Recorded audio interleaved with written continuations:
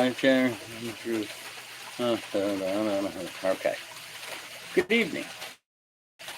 They always have so many different things that they have to list on there before you finally get to the point to where you're allowed to be live. So, good evening, everybody. Wednesday night. Let's see. What a crazy couple of weeks it's been. I know people are still talking about the speech that President Biden gave with the red background and the I'm going to intimidate the heck out of anybody who. And that's just crazy. That's not how America works. We can't go around intimidating each other to get something done, to get anything done. That's not how this country is supposed to work.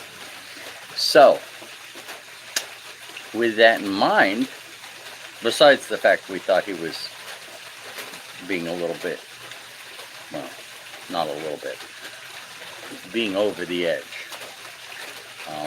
And then you flip to the MSNBC and CNBC and CNN and any of the other channels, and they're all like, oh yeah, those people that are MAGA, make America great again. Those people, they're crazy. And they're a harm to the United States and the Constitution, which I still haven't understood how believing that making America great again is somehow harm to the Constitution. But in their minds, what they're doing, and a lot of you know this, what they're doing is they're just trying to rile up their base of people who blindly follow them and say, oh, then we need to help take care of anybody who's MAGA. So if you have a bumper sticker, or if you wear the red hat that says Make America Great Again, or if you have a flag that says Trump, be prepared. Because we've seen it over and over again. There's people out there that will go after you because you have a different opinion. Because you have a different opinion. That's not how America works. Yes, I know, bad habit. Yeah. So, alright. I put it out. Let's see. So, where are we?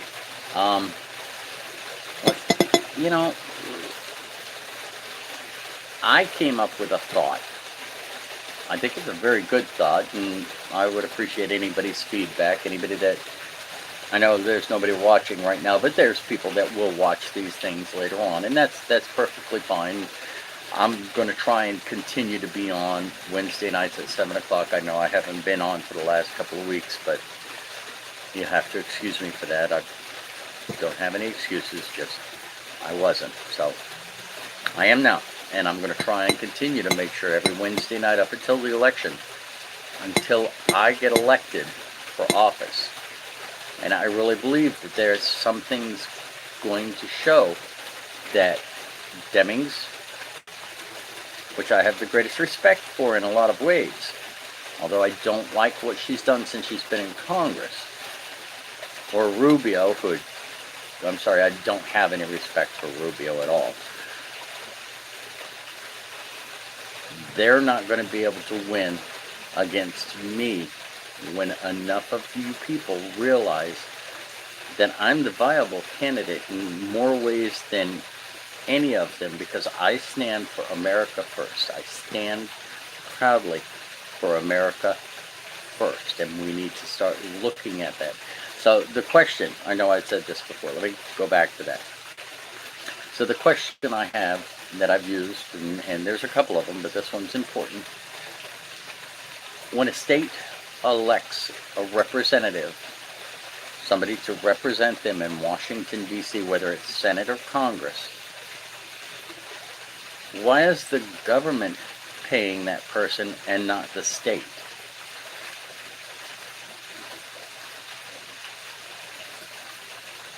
The state should be the ones paying our senators that are representing that state and any and all of their entourage or whatever you want to call them.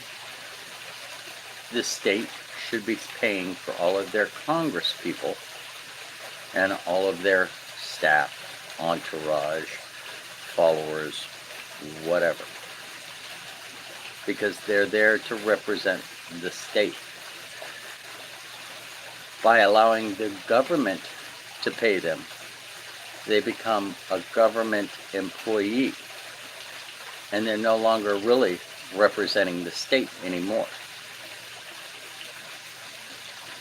Think about it.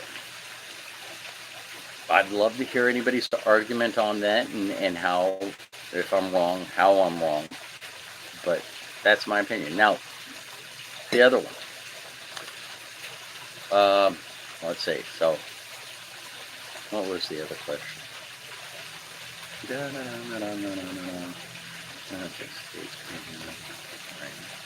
Oh, okay.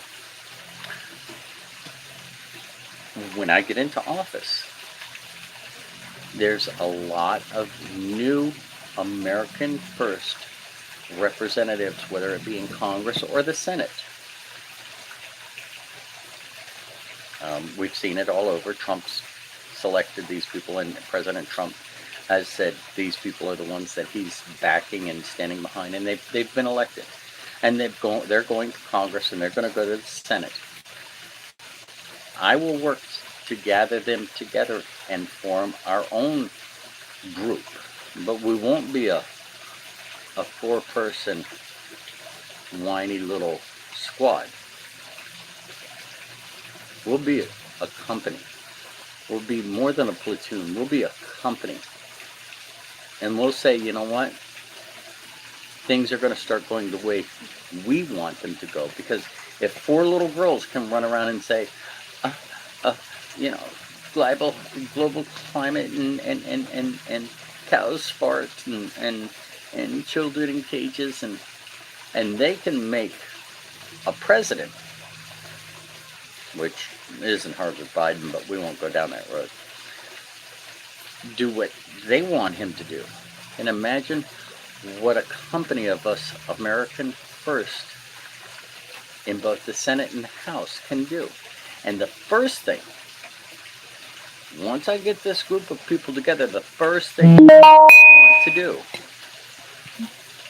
is say, we put in a bill that says, now keep with me here, we put in a bill that says those 87,000 new IRS agents, those agents are going to be responsible in going through all elected government officials, federal and state, first, and make sure that their tax returns and their finances are all up to par. Because if the government wants this done, they need to lead by example.